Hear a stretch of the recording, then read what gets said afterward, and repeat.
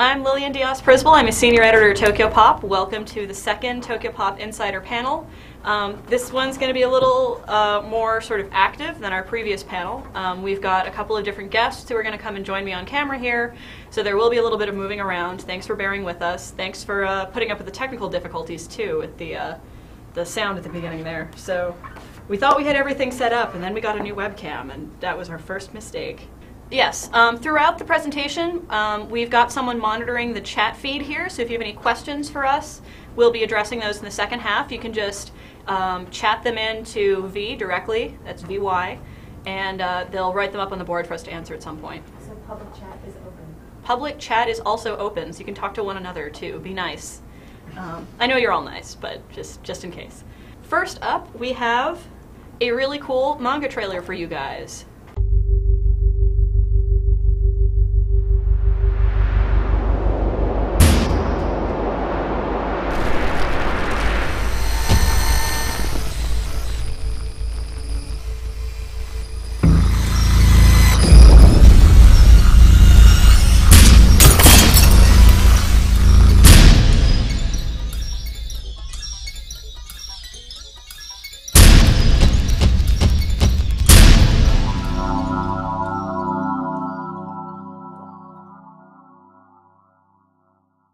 That's right.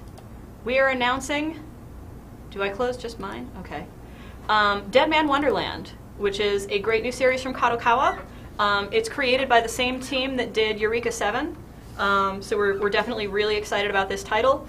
Rui-chan, come and join me. Can we both see us there? Hello. Hey. This is Rui. He's one of our amazing layout people who works in production. He's done video design for us. He does graphic design. He does a little bit of everything. Yeah. He's the writer of our Super Mighty Mega Master of Manga. Mega Master of Manga column. Yeah. So yeah. Now you get to see him in person. I got to dress him up in kimono last week too. It was fun. So tell us a little bit more about DEADMAN Wonderland. DEADMAN Wonderland.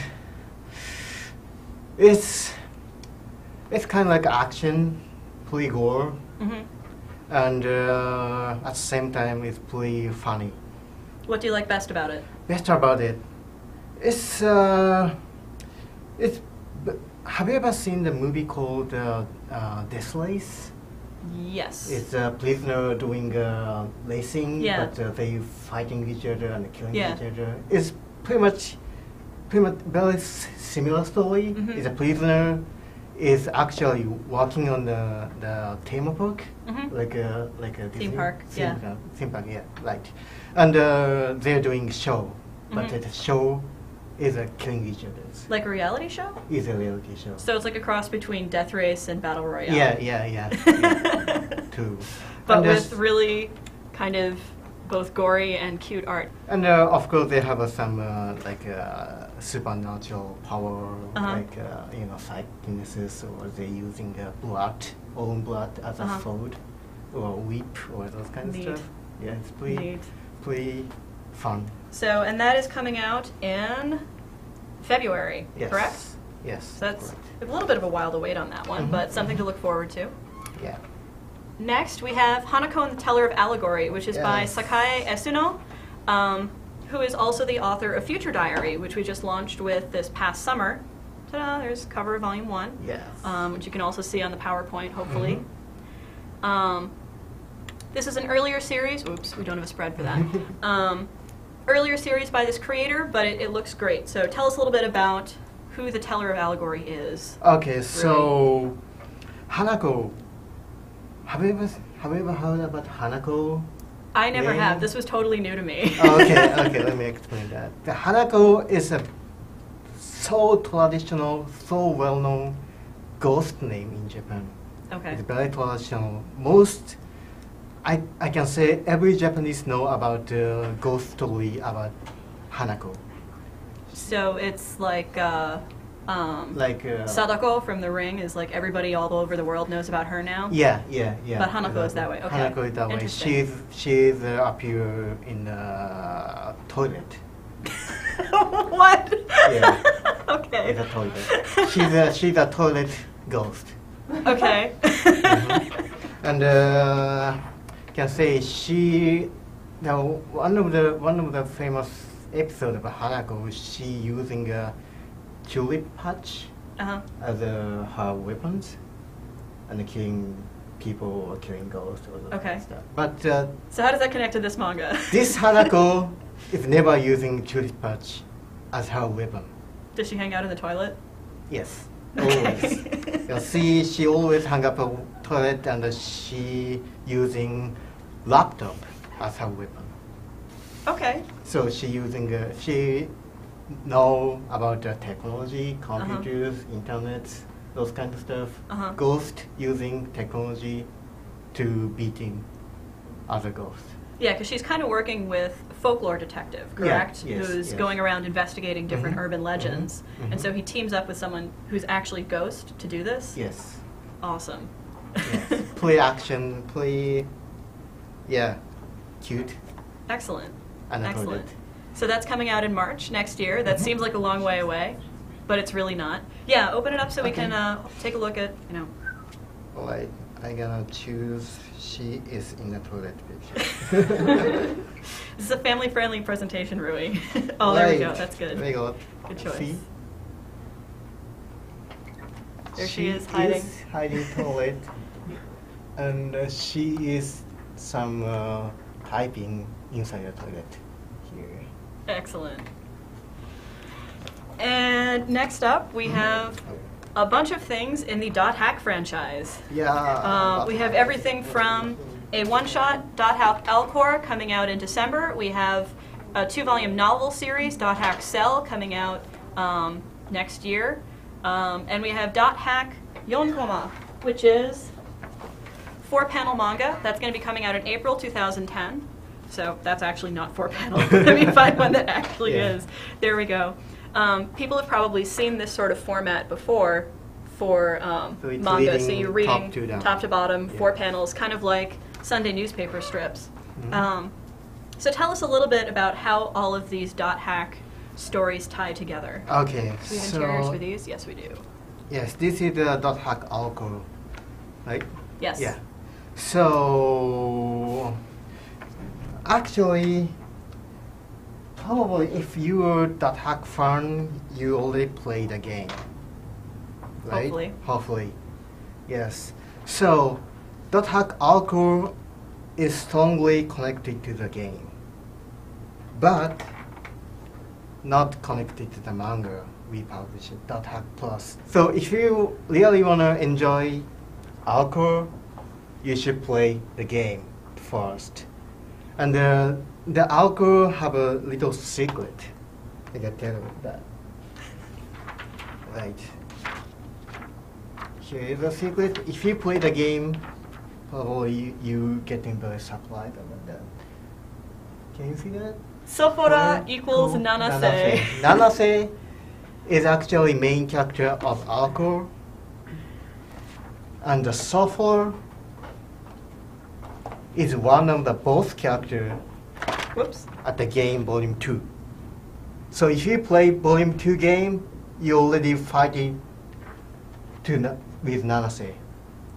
This is why I'm glad that someone else is here to explain Dot Hack, because I saw the anime and read some of the manga, and I'm totally confused by the franchise. So thank God for Rui-san. The pretty complex, connecting each other, but you should know Dot Hack Plus manga is standalone story. It's not connected to the other stories, but game and novel Cell and Alcor is all connected. Yes. Excellent. We have This Ugly and Beautiful World, which was an anime series that Gainax, the famous anime company, did. Gosh, maybe 3 or 4 years ago. It's been a little bit of a while. Old. Yeah. So we have sort of our standard directionless teenage protagonist who one day a beam of light falls in his backyard and it turns into a hot chick, which prompts both fighting and a lot of sort of internal character development on his part, whereas he learns what he really wants out of life. Image, right? Don't show that image. Okay. This is an M-rated title. Okay. So if you buy it, you see the panel, what I see right now. Yes, you can buy it and enjoy what Rui just showed me. Yeah. Or you can enjoy some lovely more non-M-rated cover spreads in the meantime. And also they have a very cool action sequence too, but do you have a split on that? I don't know. I think so. There's okay. something, maybe? Yeah. There we go. Oh, sweet. It's okay? Yeah, It's go for okay it. here? That's fine. Okay. We're good. We have an awesome monster. Yes. Yay, awesome monsters. We supplied about this monster later this season. They explain what this monster is. Excellent. At the volume 3. Hooray. Yes. And we have, this is a little bit different from the stuff that we've been talking about so far, which has mostly been very action-oriented. Remember by Benjamin is another color graphic novel that's going to be in our graphic novel size. It's a little bit larger. And for those of you who have been following the graphic novel line, we did Orange by Benjamin last year, which is gorgeous. Orange was a single volume short story. Remember, I believe it's an anthology that highlights a lot of Benjamin's illustration work as well. He's now moving on and doing a lot of cover work for Marvel. So he's a really talented artist working in China, and we're very proud to be putting out a second volume of his in February. Do we have pages for that? Yeah, there we go. It's really beautiful. It's a really interesting really style, so I hope that people check it out.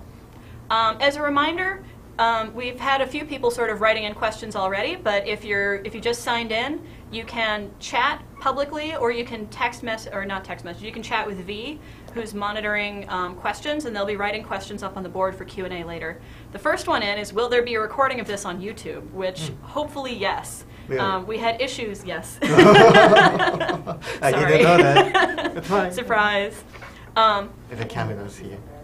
I think we might be done with you for now, Rui. Really? Yep. We're all set. I want Good job. to more talk about the part if you have time. Save that for your article.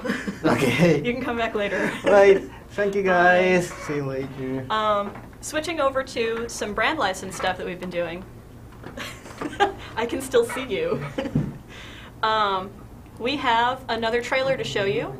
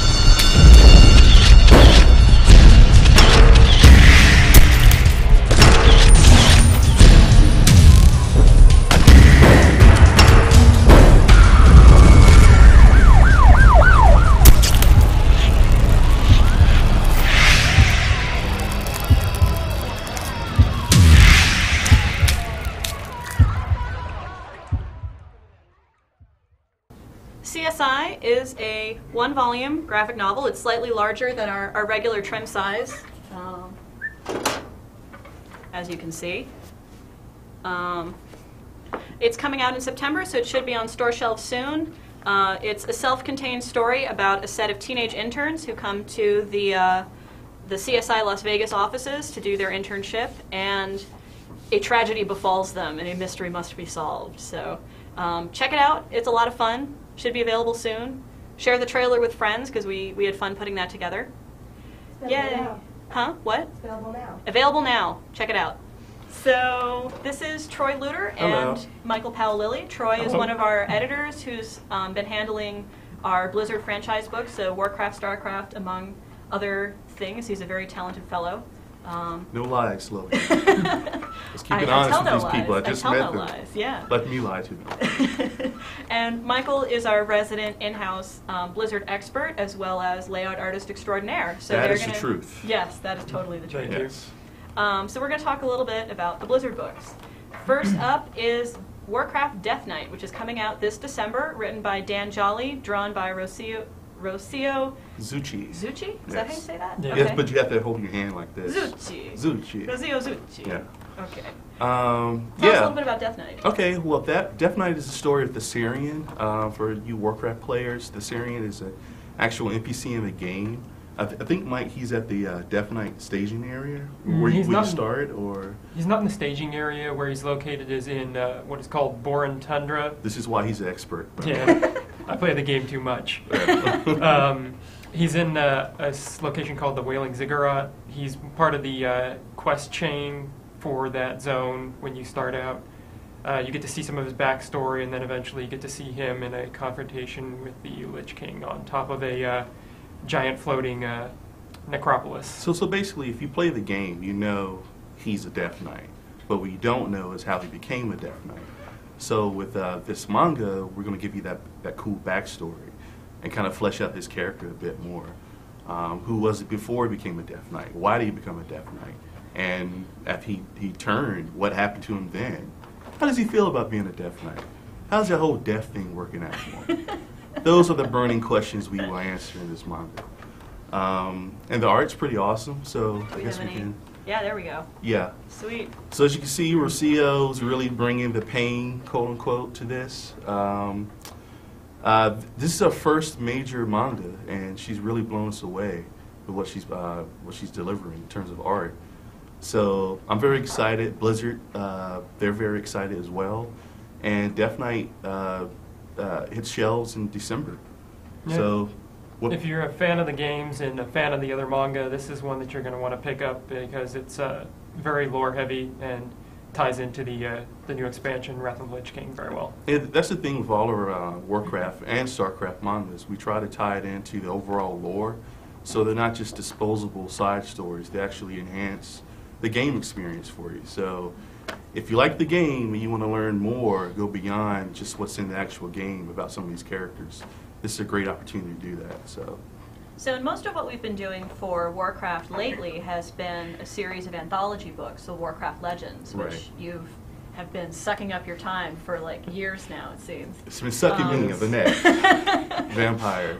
This is a complete one-shot volume, so we actually get a full book length to really dig into this character. Yeah. So talk a little bit about that. Well, with the anthologies were cool because it gave us some bite-sized stories. Stories that necessarily didn't warrant a full volume of manga, but they were still good stories and really cool stories to tell.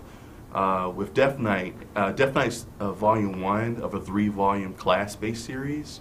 So while the stories aren't connected, thematically they are all every single volume covers a specific class. So the first volume covers Death Knight, the second volume covers the Mage class, and the third volume would cover the Shaman class. So if you're a fan of any of those classes, then it's a must pick up for you. But in terms of the full volume manga versus the anthology, it does give you like one grand, more of an epic story in one sitting, as opposed to like the smaller anthology. Speaking of getting the details of the world right, one of the funny things about watching you guys work on this is that sometimes they'll actually go into the game itself and take screen caps in order to kind of get character designs and to get world designs right. So I'll be sort of walking around the office and there's the two of them like hunched over the computer like beating the crap out of some orcs and stuff. And I'm like, wait, are you guys really working? But then I see how late Troy stays at the office and I'm like, yes they are. And our keyboard's short out from the tears. Yeah. So, but it's a good hurt. We're fighting a good fight because we do put in a lot of time and work into these books, but we want to ensure that the quality is the highest, Blizzard as well, so that you, the fans, will be pleased with what we toiled away at. Yeah. Try to make it as authentic to the games as possible. Plus gives this guy a good excuse to get into the game. Yeah. Don't get to play much. What level are you? What class are you? I have a level 80 hunter, level 80 shaman, and a level 65 death knight. So he really knows his stuff. On to StarCraft Ghost Academy, which is this is the first in a 3-volume series, correct? Yes, it is. It's the first in a 3-volume series. Like with Warcraft, we started off with the anthologies. For StarCraft, it was StarCraft Frontline, which was a 4-volume anthology series.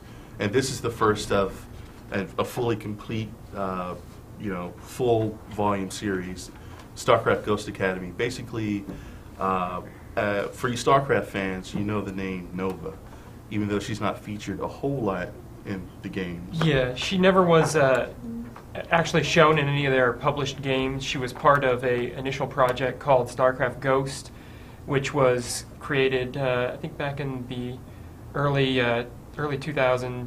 So they eventually shelved that, and it hasn't been published, nor do they have plans to. So this is the first time that you will actually get to see like full artwork of her running around doing things.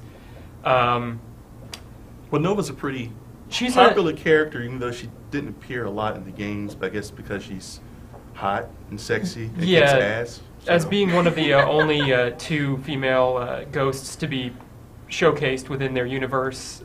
They have female ghosts, but they don't have them shown in the game. Since Kerrigan is no longer a ghost, she's the fan favorite because that's the last one standing. So in this, you'll be able to actually see her move around. There was a novel that came out, but this will give you more of a visual representation of her going through the universe. So yeah, so the basic story of Ghost Academy, without giving away too many details, spoiler alert, but basically we get some of the backstory of Nova, how she became a ghost, her time at the Ghost Academy, and basically it's really cool because it also features Tosh, who is a character that will be in StarCraft 2. Yeah, he's going to be one of the prominent characters in StarCraft 2, Wings of Liberty, on the Hyperion with Jim Raynor. So you'll get to see him running around as a younger teen back in his old Academy days. Right. So and there's 3 other members of her specific team, but it's more of a coming-of-age kind of story where she's young, she's still that clay that's being molded into that weapon of war. And who's the writer and artist on this? The writer is Keith DeCandido, and the artist is Fernando Furukawa, who's quite brilliant. He was at BlizzCon this year. Oh, we should show your props. Yeah. Forgot the props. Yeah, sorry, I forgot them okay. too. Hey, this is a cool. So yeah, that's actually that's not the actual cover we went with. It's alternate design. Alternate design, so it's extra rare. So we had Fernando out at BlizzCon last week, yes. And he did a bunch of sketches for people, and we have an interview of him, which will hopefully go up online fairly soon. So, because he's a really cool guy. Yeah.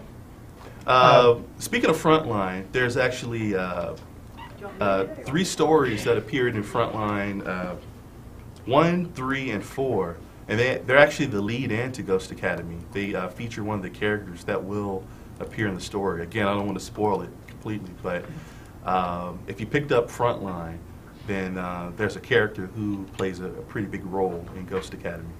And that's all part of the idea of making all the content kind of tie together in the same universe. So even the short stories are not like just disposable fodder. They all kind of play a role in the overarching story for all the characters. So, but yeah, Ghost Academy will hit shelves in January. So it's gonna be really cool. Check it I'm out. really excited, and hope you enjoy it. Thanks for coming and talking to us, guys. Awesome. Thank you. And so this is our last announcement, which I hope people will be excited about. As many people know, in 2008, we had a big restructure at the company and put a lot of series on hold. As we've sorted through our schedule for 2010, we're actually bringing a lot of these back. And I already see some excitement in the chat feed for Supply. Supply Volume 4 is going to be coming back next year. We've got Pick of the Litter coming back. We've got Monochrome Factor coming back. We've got Never Give Up, we're going to be finishing off, No Satsu Junkie finishing off, Satisfaction Guaranteed, and King of Hell. A lot of these aren't scheduled until, I believe, mid-2010. Because we work so far in advance, it's very difficult to sort of drop things into the schedule like tomorrow. So it's still going to be a while before you get your hot little hands on these, but we're really excited to be bringing them back. We get tons of questions about these titles. This may just be the beginning of what we end up adding back into the schedule as well. So You know, the best way to show your love for series is to get your friends to read them and demonstrate support through sales. And that sounds like a really stupid corporate thing to say, but honestly, that is really what it comes down to, is, you know, making sure that these books get out there, and when we have, we bring these series back, that you show your love for them. First question. What's happening with ROSM 2009? Can you still make regular submissions? ROSM, which is the Rising Stars of Manga program, was a really, really great way for us to pull in new creators and find new talent, and it was extremely effective for several years, and it was extremely difficult to manage. It's a huge endeavor to sort through the hundreds of entries that we get and then go through the judging process. And we are a very small company these days, and so it's unlikely that that's going to be happening officially anytime soon. Hopefully that will get brought back into Tokyopop along with, you know, these other titles that we're bringing back at one point. But until then, we do still accept regular submissions. We are always looking for new talent to work with, whether it's on stuff like the Blizzard books or Future CSI. There's a lot of brand license things that we need talent for, particularly artists, although writers as well. We do use people. And we are still accepting original submissions. We're not doing a ton of original IP these days, again, partly because of our size. But that's always been something that's very integral to Tokyopop's plans for the future, and so hopefully we'll see a growth of that program again. Hooray! A secondary question is actually about the creative process, which is kind of interesting. I don't get a lot of those. What are your thoughts on too much screen tones in recent shoujo manga? And a secondary question, do you prefer great artwork with average screen tones, or do you look for both? That's kind of complicated. I would say that overtoning a book and making it too much gray is a very quick way to make it A, extremely difficult to reproduce, and B, very difficult to read. The purpose of screen tones in manga is very much to help focus the reader's eye on different things and highlight different parts of the image, make things fall forward or, push forward or fall back, so that the reader focuses on the right part of an image. And so too much screen tones can make things look just really muddy. The reader doesn't know where to look. It's very hard to kind of navigate through the page.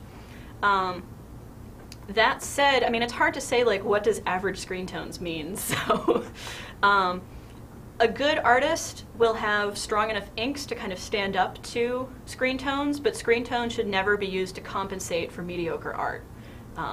A lot of beginning artists in particular, you kind of see the screen tones and you're like, oh, that I can hide stuff, or I can cover things up, or I can fake this background, and that can get you to a certain point in your artistic career, but it is eventually going to be a problem for you, because if you don't have the skills to draw something that's in your head and that you need in part of your story, it's going to be really hard to make your reader understand what you're talking about and really be able to follow it.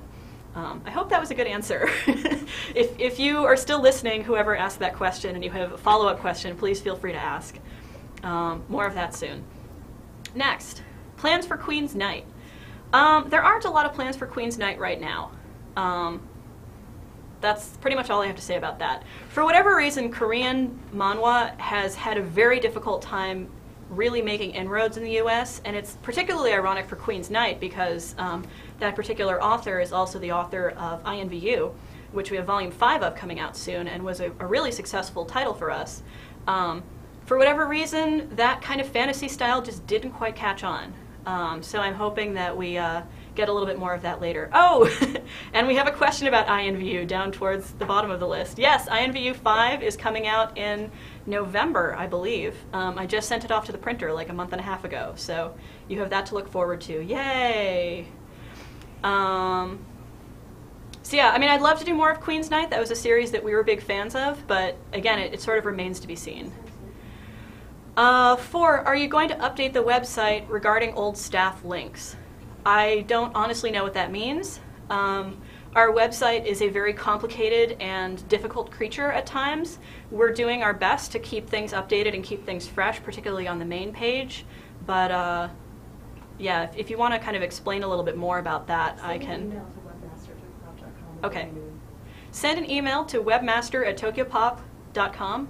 Did I say that right? Webmaster@tokyopop.com.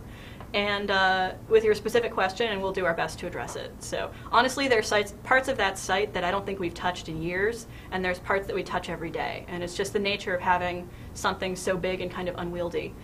You'll probably see a lot of changes to the Tokyopop site in the next 6 to 9 months, though. There are some pretty major revisions as we try to make things more functional. So look forward to that. Any more Karekano omnibuses? We did a bind-up of volumes 1 through 3 of Karekano a while back, and I guess the question is, will there be a second one? We actually, that's a good question, because we had 2 different approaches to doing bind-ups. We've done a couple over the years. We did a complete hardcover bind-up of Battle Royale at one point, where the hardcover bind-ups of Fruits Basket will be continuing now that the series is done.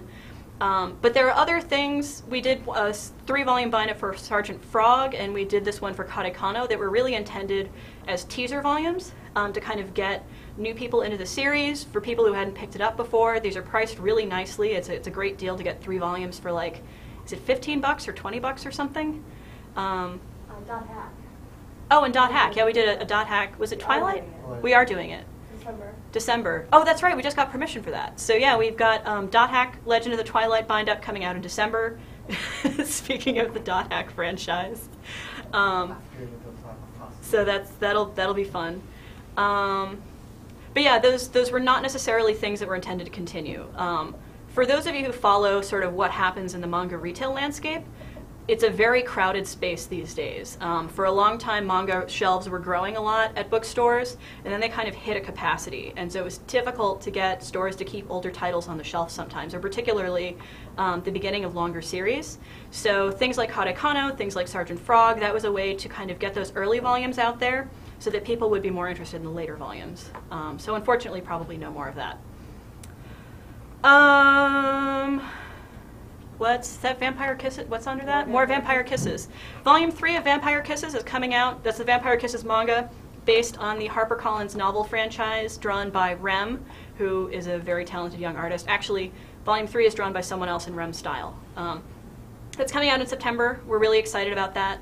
It's been a great team to work with. The editor, the writer have all been fantastic. And that's been a really successful one of our HarperCollins co-pub deals.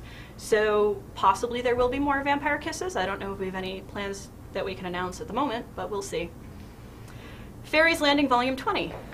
Kind of same answer as Queen's Knight, unfortunately. That's sort of an indefinite holding. I think we're going to have to sort of see how the market continues to develop. But it's tough for long series. It's tough for Korean series, unfortunately. So that is my answer for that. What about Kwan? That is a good question, actually. Kwan was running really slowly in Japan, so I'd actually have to check up on whether or not we've caught up to the series. We were at one point. I had a similar question about the Embalmer the other day on a blog, where I think we caught up with Volume 4, and then Volume 5 came out like a year later. So I will follow up on that and get back to you, because I love Aki Shimizu. I love that series, so I'd love to see, would it be Volume 6 of that, I guess? So, good question, thank you. What is going on with Demon Sacred? And what about Takaya's Singing Stars? Demon Sacred is by the same author as Juose, which we just finished publishing this past year. It was scheduled for 2010. I believe it still is, but I think it's later in the year, so we'll probably get a more official announcement on that later. And Singing Stars, we'll have to see. We all have our fingers crossed on that one. Takaya's been great for us. Fruits Basket is a wonderful series. Tsubasa, her earlier series, which we're doing as a 3-volume bind-up, which looks great, is off to a fantastic start. Phantom Dream is doing really nicely. So we're huge fans of Takaya here, and we look forward to being more involved, hopefully. How can I get involved as a writer with Tokyopop? What should I send in? We actually have an official submissions section on our website. It is one of the few things that I believe is fairly updated, which has our release information, and I think it has a basic list of stuff to send in.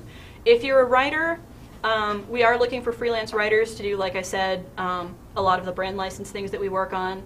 We do work with freelance writers to do adaptations of the scripts that we have for translated manga. So we're pretty booked up on that. We've got a good staff of people who are working on those adaptations these days, but you know, we're always looking for new talent. So send in a writing sample, and yeah, we'll let you know. More questions. Have you acquired any older series recently? Older than what? If you mean sort of classic manga, then the answer is no. And I'd actually, probably the answer is just no. For whatever reason, the manga audience seems to be very heavily driven by what's new and what's hot. And so there's definitely a rush to get the latest and the greatest from Japan. So that's really our priority with licensing at the company these days, especially, again, kind of giving our current size and sort of the current focus of the company. I would love to do some classic series. Viz has done a little bit in the past. Vertical's obviously doing a lot of Tezuka these days, as well as Takemiya Keiko. So that's really exciting. It's great that people are getting that out there, because it's a key part of sort of manga history, and the more manga you read, the more I think you really want to understand where this genre came from, or where this medium came from. So we'll see. That's something that we've talked about, but we don't have any sort of concrete plans on. Secondary question. Yen Press seems to be doing fine with manhwa. Discuss. Well, there's a couple things about Yen Press that I think are interesting. One of which is that they're owned by an enormous European publisher called Hachette, so they have a lot of resources that we do not, unfortunately.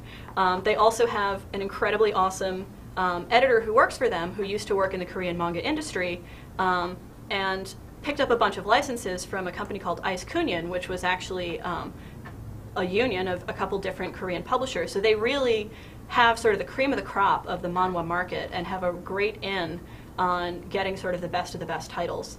They also have Yen Plus, which is, you know, obviously a serialized magazine, which allows them to introduce content in a really compelling way. I think that is a huge advantage in terms of them being able to kind of promote series that would otherwise go just sort of disappear into the recesses of the manga section these days. Honestly, though, I wonder how well their manhwa actually does. I have huge respect for them for... What? Rarely hits top 200. They clearly have some really top licenses from Japan, and they're doing an incredible amount to support this genre, which I think is great.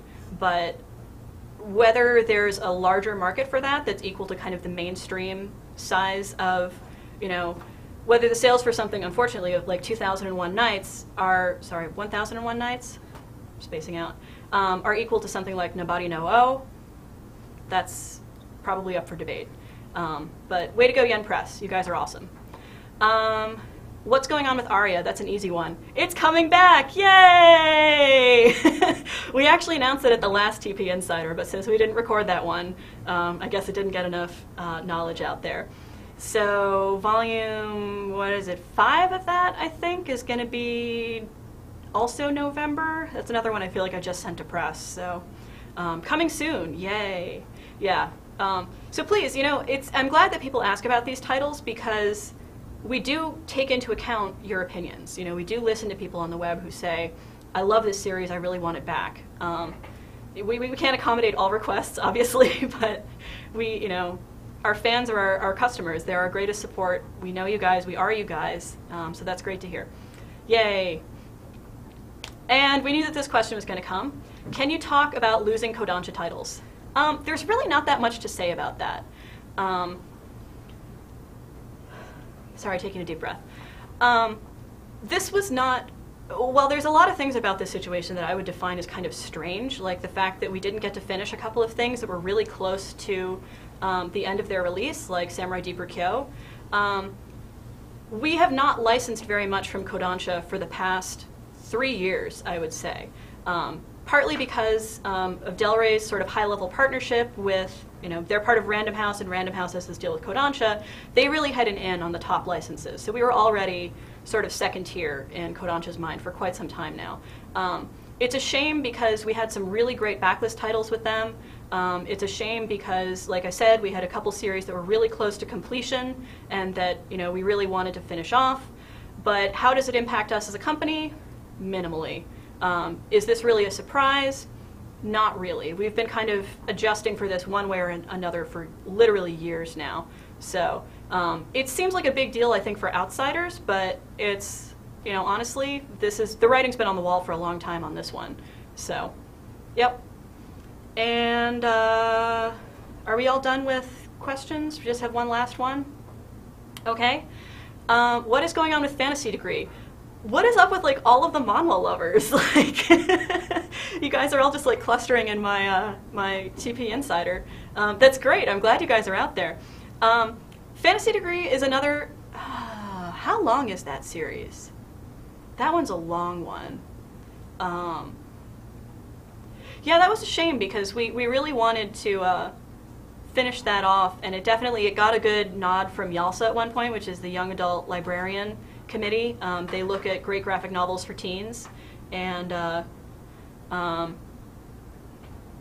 so yeah, we were pretty excited about that initially, but it never kind of had the traction that we needed to. So you never know, it might come back again, make a resurgence at some point, but for now. Oh, we got one more question.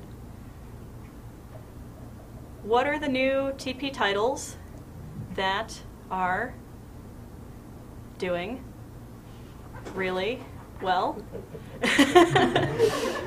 Basically, I mean, honestly, like, the benefit to having cut down our line last year was that we're really focusing on stuff that sells really well and stuff that hits our core audience that we know is going to be a success. And so the nice thing about bringing back some of these titles is that these are clearly things that we've sort of reevaluated and that fit into that market.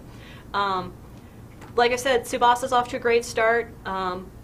Future Diary's off to a great start. Excuse me.